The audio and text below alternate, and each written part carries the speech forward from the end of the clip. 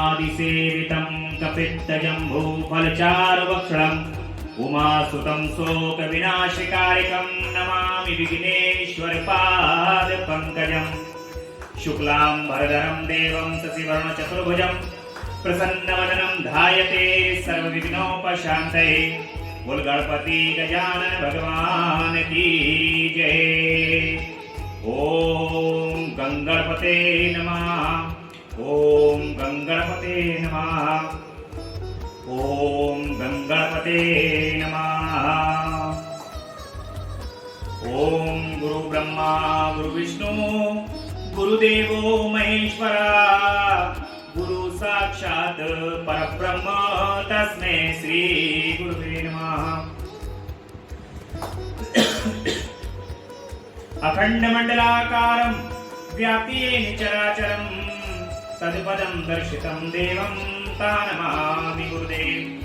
गुरु भगवान की जय।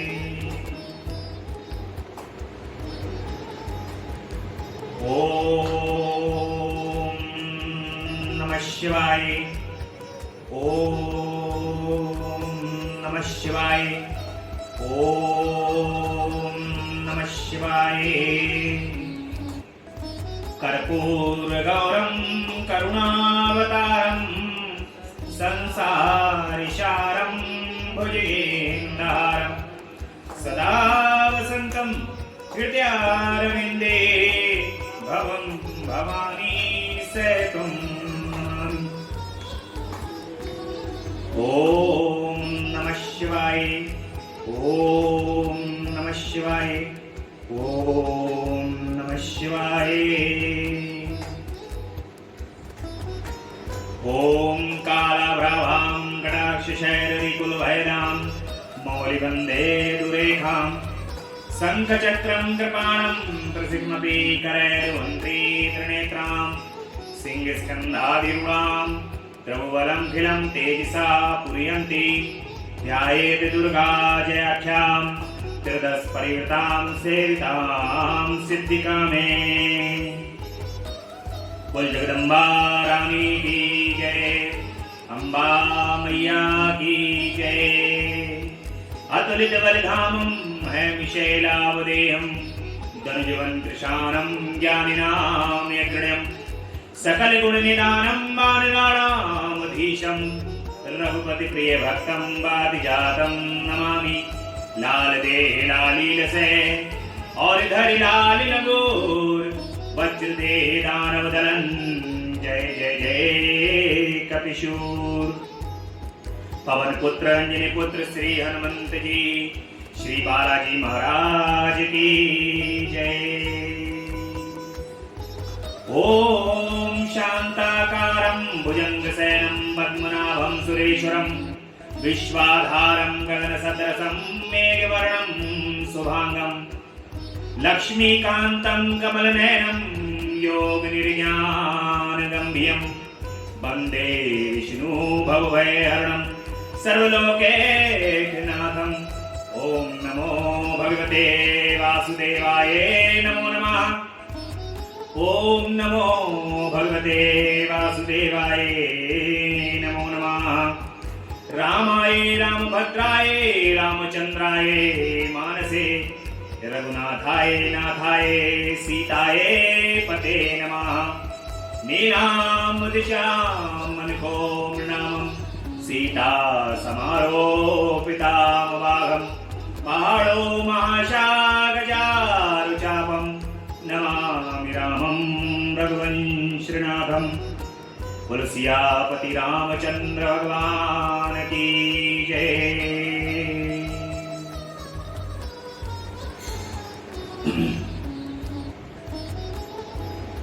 भगवान श्री गुरुदेव की असीम अनुकंपा, माता पिता के आशीर्वाद और भगवान शिव और शक्ति जगदम्बा की असीम अनुकंपा से आज भगवान के स्वयं स्वरूप शिव पुराण की कथा का प्रथम दिन है। इस प्रथम दिन के साथ इस कथा का शुभारंभ भी है। जिस कथा में हमें भगवान शिव के साक्षात स्वरूप के दर्शन होते हैं, कथा के माध्यम से भगवान के स्वरूप, भगवान के सानिध्यता का अनुभव होता है कि किस प्रकार से भगवान हमारे सानिध्यता में रहते हैं, कि भगवान किस प्रकार से अपने भक्तों पर कृपा करते हैं। भगवान की यदि आपको अनुभव करना है तो हम उनकी कृपा से उनका अनुभव कर सकते हैं। जब भगवान कृपा करते हैं तब हमें यह अनुभव होता है कि भगवान शिव या जगदम्बा हमारे निकट है, और ये निकटता प्राप्त होती है उनकी कथाओं को श्रवण करने से। जब आप उनकी कथाओं को श्रवण करेंगे तो उस श्रवण के माध्यम से आपके कर्ण से हृदय के अंदर वो कथा प्रवेश करेगी, और कर्ण के माध्यम से जब हृदय में कथा पहुंचेगी तो वहां तो साक्षात भगवान शिव विराजमान है, और भगवान शिव उस कथा को स्वयं सुन रहे हैं और उस कथा को स्वयं ही आप तक बोल करके पहुंचा रहे हैं। आज से ये कथा प्रारंभ हो रही है और 14 जुलाई से लेकर के 11 अगस्त तक भगवान शिव की कृपा से ये कथा आप लोगों को शिवम मिश्रा #भक्तिरस पर ये कथा YouTube के माध्यम से, ट्विटर के माध्यम से, इंस्टाग्राम के माध्यम से आप तक पहुंचेगी। जो लोग इस कथा को फोन के माध्यम से भी सुनेंगे, उनके कर्ण के माध्यम से ये कथा हृदय तक पहुंचेगी, और मानो इस कथा का उनको साक्षात दर्शन इस मोबाइल फोन के माध्यम से होगा। तो भगवान की कथा महत्वपूर्ण हमारे जीवन में इसलिए है कि हम अपने भगवान के बारे में, अपने भगवान के लीलाओं के बारे में, अपने भगवान की कथाओं के बारे में जब तक हम उनका श्रवण नहीं करेंगे तब तक हमारे हृदय में श्रद्धा की उत्पत्ति नहीं होगी, और जब श्रद्धा की उत्पत्ति होगी तो भगवान कृपा करते हैं। श्रद्धा के उत्पन्न होते ही भगवान की कृपा की प्राप्ति होती है। कोई भक्त यदि अपने हृदय के अंदर ये सोचता है, विचार करता है कि मैं इस मंदिर में जाता हूं, या यहाँ इस स्थान पर पहुंच करके मुझे लाभ की प्राप्ति होती है, या मुझे अच्छा लगता है, मेरे हृदय को सुकून प्राप्त होता है, ऐसी उसकी आस्था है, ऐसी उसकी श्रद्धा है। जब आस्था और श्रद्धा भगवान की कृपा होती है तब प्राप्त होती है, और वो आस्था और श्रद्धा प्राप्त होने से व्यक्ति अपने को भगवान के निकट पाता है। आज के कथा के प्रसंग में सर्वप्रथम सनकादिक ऋषि हैं, सौनक आदि ऋषि जो हैं वो सूत जी से शिव पुराण सुनाने का आग्रह करते हैं। भगवान शिव का बहुत, आप इस बात का अनुमान नहीं लगा सकते कि हृदय के अंदर से किस प्रकार से भगवान शिव की कथा को श्रवण करने के लिए लोग उत्सुक रहते हैं। भगवान शिव के शिव पुराण की कथा को सुनने का सबसे बड़ा महत्व है कि वो जो भी इस कथा को सुनेगा उसके हृदय के अंदर लहर तो अवश्य आए। तो भगवान कृपा करते हैं और उनकी कृपा से हमें उनकी कथा का श्रवण करने का सौभाग्य प्राप्त होता है। इसी प्रकार से कथा को सुनने के लिए सौनक आदि ऋषियों ने सूत जी महाराज से कहा कि प्रभु हमें शिव पुराण की कथा को आप सुनाइए। सूत जी ने ऋषियों से कहा कि आप सब धन्य हैं जो आपके हृदय में शिव जी की कथा सुनने की इच्छा जागृत हुई। इस शास्त्र का वर्णन भगवान शिव ने अपने श्री मुख से श्री सनत कुमार से किया। शिव पुराण स्वयं भगवान के श्री मुख से निकला हुआ है। ये कथाएं किसी भी प्रकार से मनगढ़ंत या बनाई हुई नहीं है। ये कथाएं स्वयं भगवान के श्रीमुख से निकली हुई हैं और इन कथाओं का जो भी श्रवण करता है, इन कथाओं को जो भी सुनता है, उसका कल्याण तो निश्चित है। इसलिए सनत कुमार जी को भगवान शिव ने ये स्वयं कथा को सुनाया है। इसलिए इसके पठन पाठन और मनन और श्रवण से कलियुगी मनुष्यों का मन शुद्ध हो जाता है तथा शिव पद की प्राप्ति हो जाती है।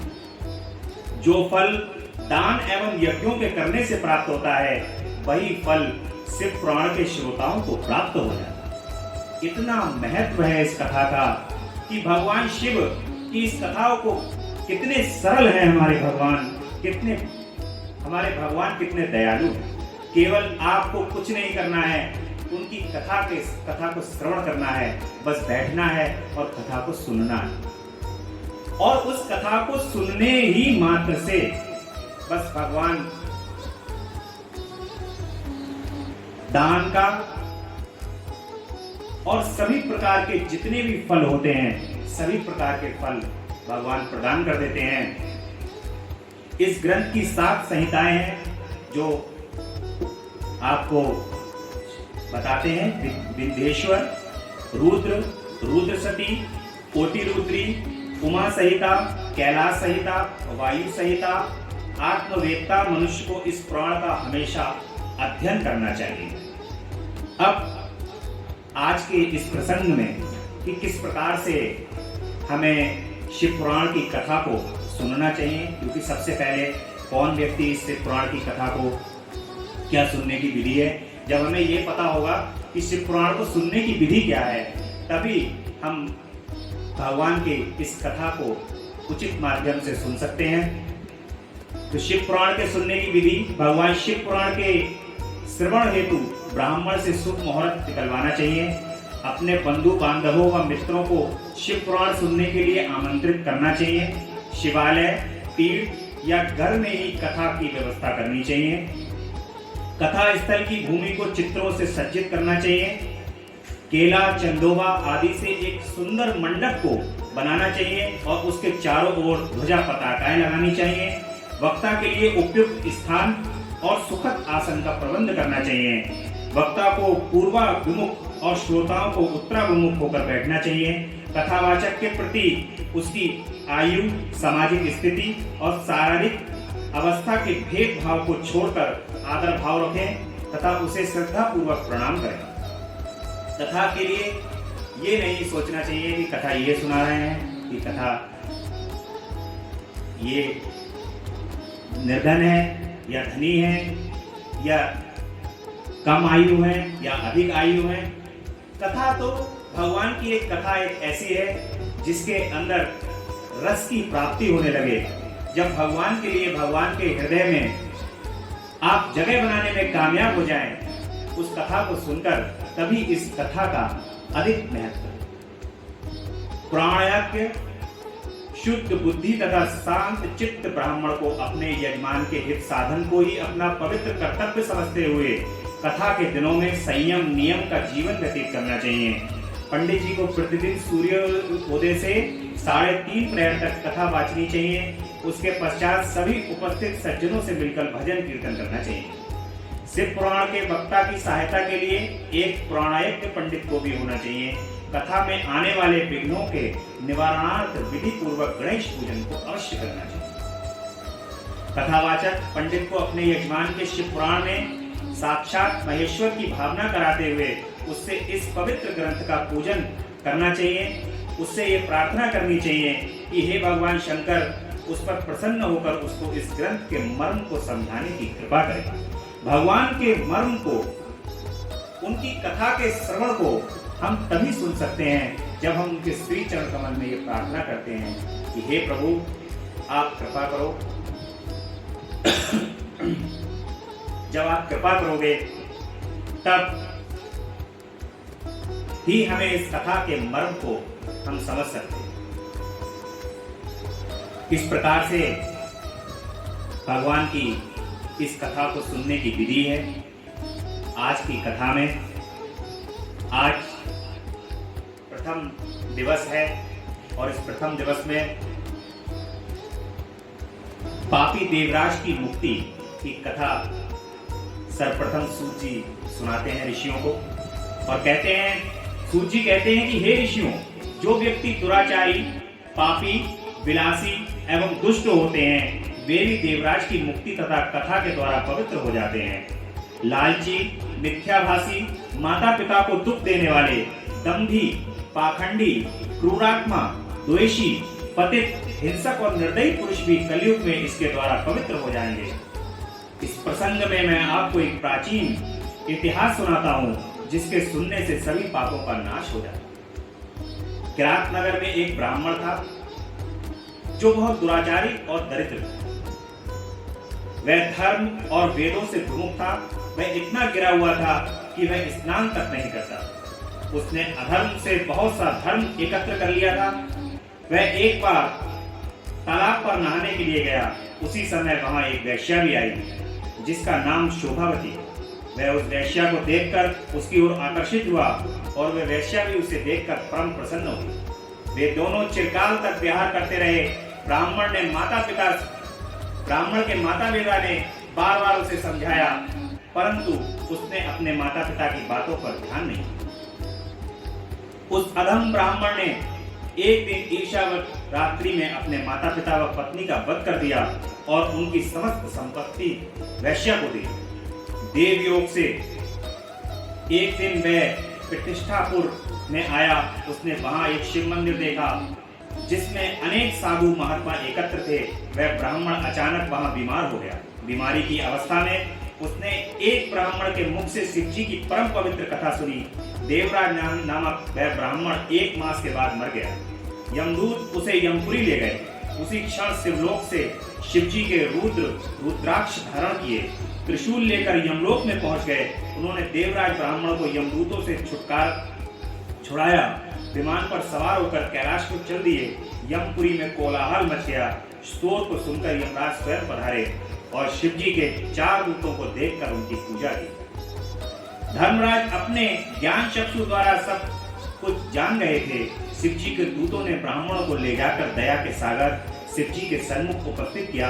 हे मुनिवरों, शिव जी की ये कथा परम पवित्र है जिसके श्रवण मात्र से महापापी ब्राह्मण देवराज की मुक्ति हो गई। इस प्रकार शिव पुराण की कथा को विधि पूर्वक सुनने से अमर फल की प्राप्ति हो। तो आपने देवराज की इस कथा के माध्यम से सुना और देखा कि इस कथा के माध्यम से देवराज जैसे महापापी जिनके पाप का कोई सीमा नहीं है और वे भी भगवान शिव के इस शिव पुराण को सुनकर के किस प्रकार से शिवलोक की प्राप्ति कर जाते हैं।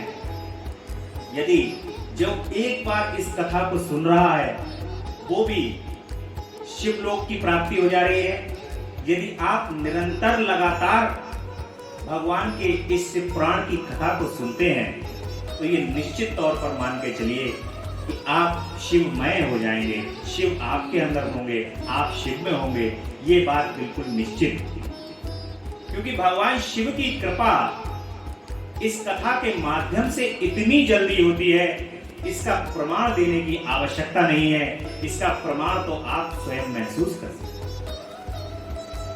भगवान शिव बहुत ही सरल और बहुत ही सरलता से सभी कुछ प्रदान करने देने वाले हैं। अपनी सरलता, उनकी सरलता का वर्णन तो कोई कर ही नहीं सकता। भगवान शिव इतने सरल हैं कि यदि कोई व्यक्ति उनसे आपने भस्मासुर की इस कथा को तो सुना ही होगा कि भस्मासुर ने स्वयं कहा कि प्रभु मुझे ये प्रलाग्नि अग्नि आप मुझे दे दीजिए। जब वो अग्नि भगवान ने उनको दे दी, उसके बाद उन्होंने कहा कि प्रभु इसको मैं ट्राई कहाँ करूं, इसको देखूं कहाँ कि अग्नि कार्य कर रही है या नहीं कर रही। इतने सरल भगवान जब अपने भक्तों पर कृपा करते हैं तो कृपा करते समय ये नहीं देखते हैं कि मैं क्या दे रहा हूं और क्या नहीं दे रहा हूं। तो इतने सरल भगवान को हम अपने हृदय में किस प्रकार से धारण करें, किस प्रकार से हम उनके लिए उनके श्री चरण कमल में अपने चित्त को लगाएं, यही हम निरंतर अपने कामना करते रहें।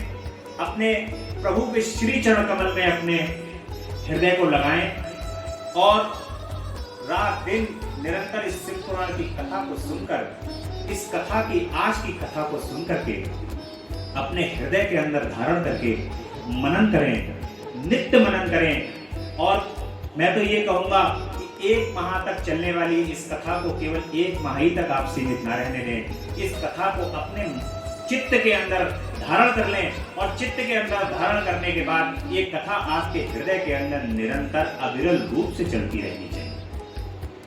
मुझे भली भांति इस बात का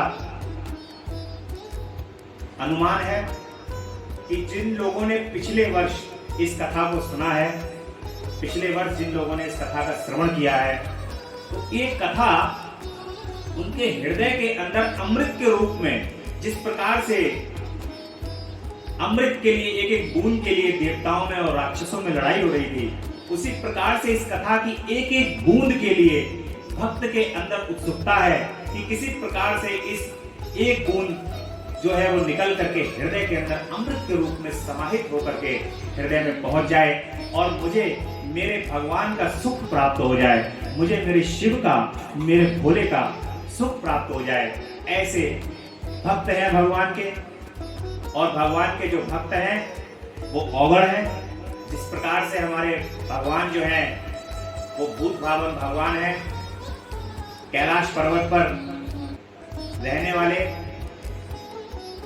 विरक्त हैं, उसी प्रकार से उनके भक्त भी इस संसार के अंदर मन को शुद्ध और अपने शिव के श्री चरण कमल के अंदर लगाने वाले, क्योंकि इस श्रावण मास के अंदर भगवान शिव के भक्तों को केवल शिव ही दिखाई देते हैं।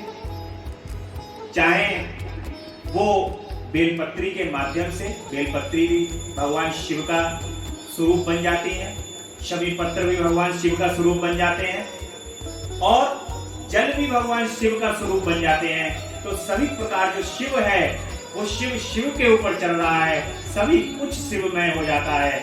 ऐसे इस श्रावण मास का महत्व, और जो भक्त हैं वो भी शिव हो जाते हैं, ये भी। इसलिए भगवान की इस कथा को आज हमने सुना। आज की कथा में आपको भगवान के कथा के महत्व को सुनने के लिए मिला कि कितने घोर पापी देवराज को भी उनकी कथा को सुनने से मुक्ति की प्राप्ति हो जाती है। अब आज की कथा को हम यहीं विश्राम करते हैं और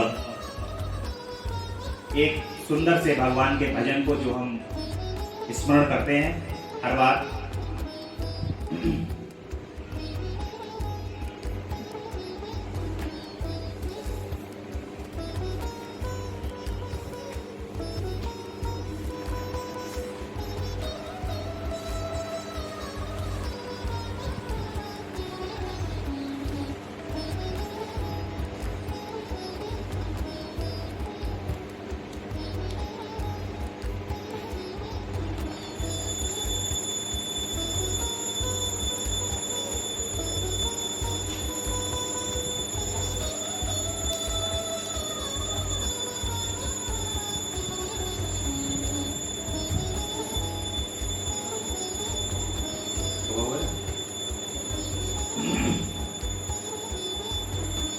बोले शंकर भगवान की जय। ओम नमः शिवाय, ओम नमः शिवाय, ओम नमः शिवाय। जय अविनाशी जय कैलाशी शंकर शंभु हरे हरे। करे स्तुति हम भूतेश्वर जगबंधन से डरे डरे। जय अविनाशी जय कैलाशी शंकर शंभु हरे हरे। करे स्तुति हम भूतेश्वर जगबंधन से डरे डरे। ना जाने हम रूप तुम्हारा ना स्वरूप ही पहचाने। जान सके ना ब्रह्मा विष्णु हम माया कैसे जाने। लेकिन इतना सुनते आए तुम हो सर्प जटाधारी। 3 लोक 14 भुवनों के पिता आप है भंडारी। विचरण करते आप सदा ही बैल पीठ पर चढ़े चढ़े। जय अविनाशी जय कैलाशी शंकर शंभु हरे हरे। करे स्तुति हम भूतेश्वर जगबंधन से डरे डरे। तुम गो घड़दानी दाता सारा ही संसार करे। शेष बाबू की मैणी माथे ऊपर धार बहे। अर्ध चंद्रमा से माथे पर जय जय अमृत झरता है। आदि अनादि अनंत ब्रह्म शिव ही जन्मता मरता है। 11 रुद्र 18 सूरज परिक्रमा दे खड़े खड़े। जय अविनाशी जय कैलाशी शंकर शंभु। जय अविनाशी जय कैलाशी शंकर शंभु हरे हरे। 14 विश्वे देव पवन 49 तुम्हारे दास रहे। 7 समुद्र गरुण गायत्री का तुम में आवास कहे। फिर भी भस्म रमाए तन में रुंड मुंड मालाधारी। 3 लोक चरणों में रखते भोले शंकर शुभकारी। प्रखर जाप कर नमः शिवाय। प्रखर जाप कर नमः शिवाय। प्रखर जाप कर नमः शिवाय। पारे उतर गए बड़े बड़े। जय अविनाशी जय कैलाश शंकर शंभु हरे हरे। जय अविनाशी जय कैलाशी शंकर शंभु हरे हरे। पार्वती माँ उमा भवानी गिरिजा गौरी संग रहे। आनन कुंडल शूल कमंडल रमी विभूति अंग रहे। रिद्धि सिद्धि धन देने वाले सारे संकट दूर करो। निसंतानों को संताने निर्धन के भंडारे भरो। मांग रहे वरदान आपकी चरण शरण में पड़े पड़े। जय अविनाशी जय कैलाश शंकर शंभु हरे हरे। करे स्तुति हम भूतेश्वर जगबंधन से डरे डरे। जय अविनाशी जय कैलाशी हरे हरे। करे स्तुति हम भूतेश्वर जगबंधन से डरे डरे। बोल शंकर भगवान की जय। उमापति महादेव की जय। जगदम्बा रानी की जय। ओम नमः शिवाय का उच्चारण हमारे जीवन में निरंतर और अविरल रूप से चलता रहे। ओम नमः शिवाय। ओम नमः शिवाय। ओम नमः शिवाय। इस प्रकार से भगवान की कथा को आप सुनते रहें और मन ही मन ओम नमः शिवाय आपके हृदय के अंदर चलता रहे। तो आप ये बात निश्चित तौर पे मान के चलिए कि शिव आपके हृदय में प्रकट होकर आपकी कथा को सुन रहे हैं। बोली शंकर भगवान की जय। कल की कथा में 7:30 बजे से कथा प्रारंभ होगी और भगवान की कथा का रस जब तक हमें प्राप्त होगा तब तक ये कथा चलेगी भगवान की। और सभी लोग समय पर उपस्थित होकर भगवान की कथा को श्रवण करें।